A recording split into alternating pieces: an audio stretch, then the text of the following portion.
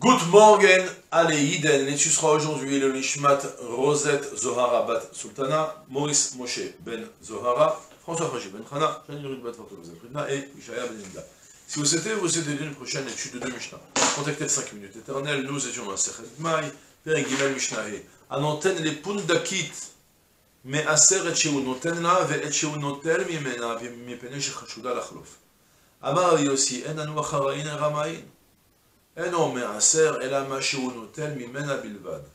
Depuis la Mishnah précédente et pour 3 Mishnayot, donc c'est la deuxième maintenant, on aborde un sujet de lorsqu'on va confier nos fruits à une personne qui n'est pas méticuleux, qui ne fait pas forcément attention au Thomas Asrod. Est-ce qu'on craint que lorsqu'il me rend mes fruits, peut-être qu'il a changé avec les siens? On avait vu dans la Mishnah précédente qu'un juif meunier ou un juif gardien, il est fidèle au poste, même quand il a marret, il ne prend pas la récolte de l'un pour la récolte de l'autre. À la différence du goy qui peut les modifier, soit avec les siens, soit même avec d'autres dépôts qu'on lui a déposés chez lui. Ça, c'est la Mishnah précédente. Et à présent, on a dans notre Mishnah que celui qui donne ses fruits c'est large, ça ne pas des fruits forcément des fruits de l'arbre, des fruits de la terre, ça peut même être la récolte, ça peut même être de la farine, tout ce qu'on donne ses fruits. Sa nourriture, d'accord? Donc celui qui donne sa nourriture, ses fruits, à la pundakit, à l'aubergiste, une bonne femme juive, femme de Hamaharet, ils ne sont pas super méticuleux sur les autres, mais ils ont le bon cœur juif. On avait dit pour le moment que jusqu'à maintenant les juifs ils ne modifient pas. Ben, figurez-vous que chez l'aubergiste, c'est pas comme ça, elle modifie. Mais pourquoi elle modifie? On va voir tout de suite. Alors la Mishnah me dit d'abord, premièrement, mais Aseret Shimon Antenne, tu dois d'abord relever le tromboton de ce que tu lui mets en gage chez elle, et même ce que tu vas récupérer de chez elle, parce qu'elle est suspectée, on la soupçonne de modifier. C'est-à-dire, la pundakit d'abord, vous savez comment ça se passe dans les auberges, on ne vit plus tellement, j'ai déjà évoqué la situation, on ne vit plus tellement ça aujourd'hui. Aujourd'hui, on part en vacances à l'hôtel, mais imaginez qu'à l'époque, quand on devait voyager d'une ville à l'autre, on ne pouvait pas embarquer avec soi à manger pour 40 ans, et avec sa tante, et tous les soirs on plante la tente, c'était pas comme ça. Il y avait des aubergistes de partout, c'était très fréquent, et on partait, et puis je devais partir d'Israël jusqu'à la France, ça me prenait à peu près 12 jours, 15 jours, j'en sais rien, et donc je pars le jour, et la nuit je m'arrête dans une auberge, il y avait des auberges dans toutes les petites villes, on s'arrête là-bas, et là-bas on dort, et on mange aussi.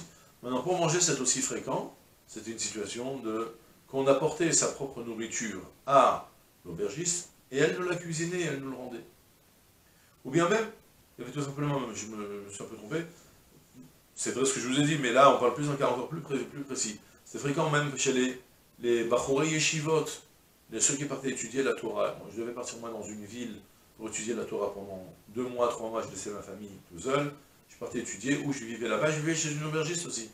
Et je lui transmettais aussi ma nourriture, elle me la cuisinait, et je la récupérais. Maintenant là, figurez-vous qu'on craint tout d'abord qu'elle modifie ce que je lui donne. Et puisqu'on craint qu'elle modifie ce que je lui donne, je dois prélever ce que je lui transmets, et prélever ce que je récupère d'elle, même si je transmets du prélevé. Maintenant, pourquoi est-ce qu'elle modifie? C'est une bonne safta marocaïde, comme on dit, une bonne petite mémé marocaine, très agréable, très gentille, mais qu'est-ce qu'elle me vole? Pas du tout, vous avez compris. C'est pas qu'elle me vole. C'est cette sadika, hein. Je vais lui donner des fruits de mauvaise qualité, elle va se dire, non, un ben Torah comme ça, un mapito, je vais lui donner, je vais prendre moi ces fruits pas bons, je vais les manger moi et je vais lui donner. Elle a tellement un bon cœur, elle est tellement gentille, avec un bon cœur juif, c'est justement là son problème, c'est à cause de ça qu'elle va nous modifier, et qu'elle va nous donner, au contraire, ses propres fruits qui sont super, parce qu'elle veut se soucier que je mange bien, avec de la bonne qualité, qu'il y ait assez de vitamines, assez de protéines, un peu de tout ce qu'il faut. Donc du coup, elle va prendre ma récolte que je vais lui donner, elle va la manger, elle va me donner elle-même, ça devient une récolte beaucoup plus simple. Mais tout cas, du coup, ce que moi je lui donne, je crains qu'elle va le manger elle-même. Donc je dois le prélever, pour ne pas qu'elle va, à cause de moi, manger quelque chose qui n'est pas métoukan. On avait dit, le chaver, il doit prélever ce qu'il donne, et ce qu'il récupère, toujours, tout ce qui passe dans ses mains, il doit le prélever pour ne pas mettre une embûche devant les autres. Et ce qu'il va récupérer, il devra le reprélever, même si je lui donnais des trucs qui étaient super cachés. Ça, c'est la vie de Tanakama, on fait ça dans les mots. Donc, il lui dit, à Nanten la pundakit, il donne sa nourriture à la pundakit pour qu'elle le cuisine. Pundakit, c'est l'aubergiste. Alors, mais Aser et Nanten, là, il devra prélever ce qu'il lui transmet, est-ce qu'il va récupérer d'elle? Parce on la soupçonne qu'elle va facilement changer, modifier ce que je lui donne et me donner la sienne, sa production, ses fruits à la place des miens, pour mon bien, comme on l'a dit. Amar Rabbi Yossi vient, il a une marloquette à moitié sur ça. En anu achara'in aramain. On n'a pas besoin de donner une garantie pour les gens pas honnêtes.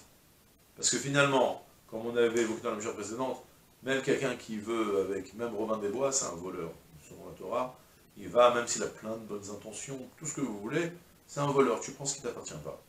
Alors Rabbi Yossi me dit, mais non, même si cette femme-là, elle est gentille, elle a un cœur en or, pour les gens qui étudient la Torah, elle veut les aider, malgré tout, moi, j'ai pas à moi veiller à ce que, lorsque le voleur, il va voler de chez moi avec des bonnes intentions, à ce qu'il ne va pas, à cause de moi, transgresser une faute. Donc moi, j'ai pas besoin de, si je veux lui mettre des fruits qui n'ont pas encore été prélevés, j'ai pas besoin de les prélever. Ce que je récupère, même si j'ai donné du prélevé, je dois le récupérer, parce que je sais que ça lui arrive de changer. Mais j'ai pas de responsabilité, je dois pas moi garantir qu'elle va pas prélever les fruits que je lui ai donnés. Qu'elle va prendre pour elle les fruits que je lui ai donnés. C'est pas mon problème si elle a voulu les changer et elle les manger elle. Donc, selon Rabbi Yossi, je prélève que ce que je récupère de chez elle. Mais j'ai pas d'obligation de prélever les fruits avant de les lui transmettre. D'accord? Et voilà, c'est tout pour aujourd'hui. C'est une journée pleine de Hatzlacha, Kol Tuv, Salam.